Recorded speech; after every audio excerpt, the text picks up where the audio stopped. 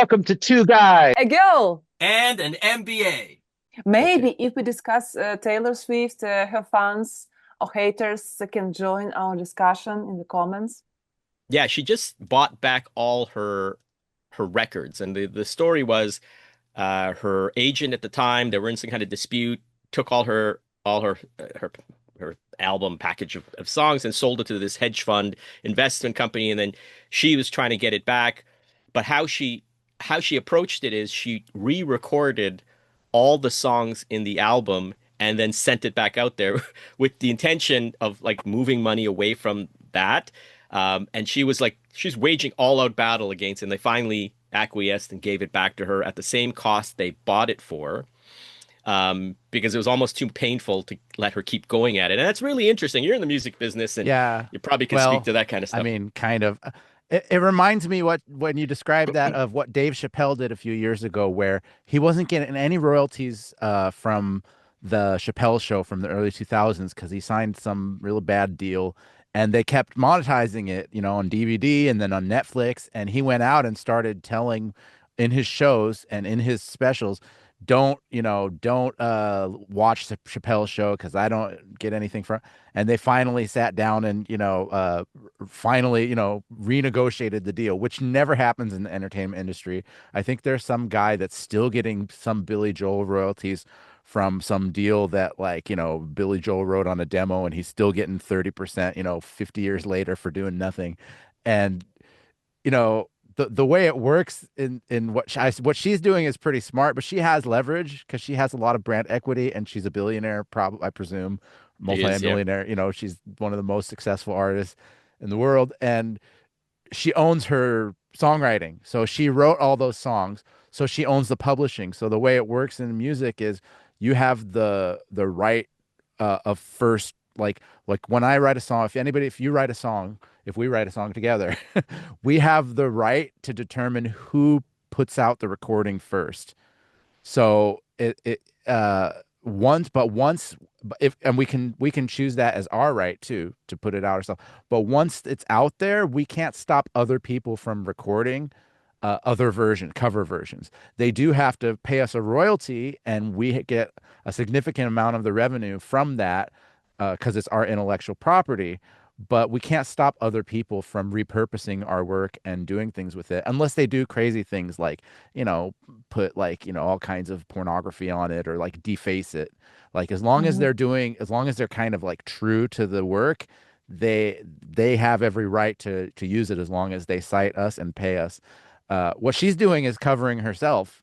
She wrote the Mhm. songs, and she's covering her own songs so that the streams on Spotify and other platforms will shift away from the label owned, because she owns, this is the critical part, she owns the publishing. She wrote the song, so she owns the words and the Like an melody. author. Yeah, it's a Yeah, she's different the kind of author. rights. Yeah, Yeah, yeah, but yeah. they own, because they funded and bankrolled the albums, presumably, they own the master recordings, the The actual, what used to recordings, but be. not Yeah, the song, the lyrics yeah. and music. Mhm. Yeah. Yeah, so And she's trying to mhm. devalue her own master recordings that are owned by the record companies so that she can have her own masters, uh, you know, get those royalties straight. She's shifting the royalties. It's pretty smart. I'm sure she didn't think of it herself. It's pretty political. Good It's kind good of a friends. PR stunt. Anyway, it's not only money. She is rich person, but she is also like, for instance, 2 years ago, she was named Times Person of the Year. So she's had a huge influence on people and community. And if she said, "Don't listen, don't watch, don't buy," they will follow her Yeah. and support. So it's just not only about buy, sell, and buy. It's also about opinion, public opinion, Yeah. and users, listeners, I mean, uh, you got to, customers. I don't know one of her songs, but I got to give her credit. There's even a Harvard business case study on her and how, and you're right, it might not be her, but even if it's not you, if if you're smart enough to listen to smart people, you start make better decisions, right? And that's kind of every time I see her make a decision, it's like that's kind of smart, right? And this is another brilliant move because supposedly they sold it for the same price, but over the last 5 years since they've had it, they made $100 million per year. So she bought it for 300 million. She's gonna make that back in 3, 4 years. She owns the rights and she's gonna make it to perpetuity. The rich get richer, but pretty smart. Yeah, I mean, she used her I don't think a normal or even like a mid-level artist couldn't do this. No. She used her leverage as a worldwide celebrity with a huge following, and she kind of has a bully pulpit in the media, and she leveraged that to kind of put pressure on the record company to give her a favorable deal. I think, I don't think Snoop Dogg even could Mhm. do something like this. You know what I mean? Like Don't I bring think, Snoop Dogg into this. Snoop Dogg, what? Snoop And Dogg. I'm sure you said you didn't know any of her song, but definitely you heard, but you don't know it's her song. It Yeah. definitely in sound there surrounded us. If we're not a fan, but it's still we can hear it in the movies, advertisements out there, but we don't know it's here because it's like women's voice. It's not like when you heard Queen, Freddie Mercury voice or someone. Maybe her super fans can say, "Oh, it's her," but for me, it's just a girl. Maybe that's why Yeah. they love her because she's sounds like girl, my sister or my friends whose song and like looks like familiar. I cannot recognize. I can recognize Whitney Houston, for instance, Mariah Carey, but I cannot recognize her voice. I heard your song, but I know it's your song. Maybe that's why one of the secret of the be so popular because like seems like familiar already. The voice close to. yeah, she's in a genre which is more like country, kind of Americana, which is where they value the song more than the vocals. Of course, although she's crossed over Lyrics. by now It's to pop. it's a Yeah, they value the lyrics there, lyrics. but That's lyrics kind of the value she adds. it's She about has Which lyrics. which story. is why I say Really? another artist couldn't do this because her music is very song driven. Well, why'd you If bring Snoop Dogg? Why'd you slag on Snoop Dogg? no offense to Snoop Dogg. I'm saying The I brother's think just trying even to make some a money. because there was an article that came out that Snoop Dogg got 1 billion streams on Spotify, but only saw Yeah. 50,000 in royalties. But when you look behind that, like that's not the fault of Spotify necessarily. That's because of the cuts that other managers and agents and labels are taking.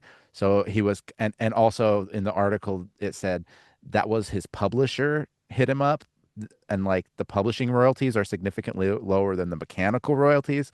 So Mm. like he's 1 billion streams is making you multi-millions of dollars. It's not making you 40 grand. He's complaining about something that's larger than Spotify. I don't know that. But I'm saying that's why I mentioned him because like I think even someone like Snoop Dogg doesn't have the leverage to buy back his own catalog Mm. because of her genre and because of her profile. uh it's a kind of a unique way, and the way she used it as a bargaining chip to negotiate a better deal to buy back her own albums. It's smart. It's what was there was a controversy, what Michael Jackson and Paul McCartney back in the Right. day, right? Mm. He Yeah. said, "What would you do?" Paul told him, "Well, I'd buy all the publishing rights I could." And then the next day, Michael Jackson went and Bottom bought all the Beatles Beatles. He catalog, did. and they didn't talk after that. Oh well. Oh, anyway. All right, there we go. Taylor Swift. I I'm mean, sure our it's a trend. That's the last thing on this. It's a trend now, though, that she's kind of going against the grain. Like, there's a trend of like bigger artists cashing out. I've noticed, like, I can't even mention names, but Neil I've seen Young. some bigger artists. They sell Yeah, in Neil all Young. their, yeah, they're selling their whole catalog at a lump sum because they're getting older. So they're like, I'd rather take the 500 million now, and you take the perpetuity and be done with it. Yeah, David Bowie actually launched a bond, I think, Yeah. like way back in the day for his music. And I don't know if it's still uh if he still had it, but that again, like monetizing your content, right? Because the content Yeah. is king, right? Like data is king. So now a lot of these artists just give it away. The smart ones say, "Hey, no." So yeah, he had a bond, and I think it's still paying out. Yeah, he had an asset-backed security uh, leveraged against his Yeah. pre-1990 music catalog. Raised 55 million, and for 10 That years he that paid was out a a little bond. different. He rented it out for 10 years and then the Yep. rights came back to his estate. Like what I'm talking about is like this is where it's talking about Springsteen. That was one. Yeah, Bruce Springsteen, Bieber, Katy Perry. They're selling their rights completely out, and Mm. the revenue streams they would normally get are going to the companies, but they're getting a lump sum. Hmm. So she's kind of going against the grain by buying back her own catalog.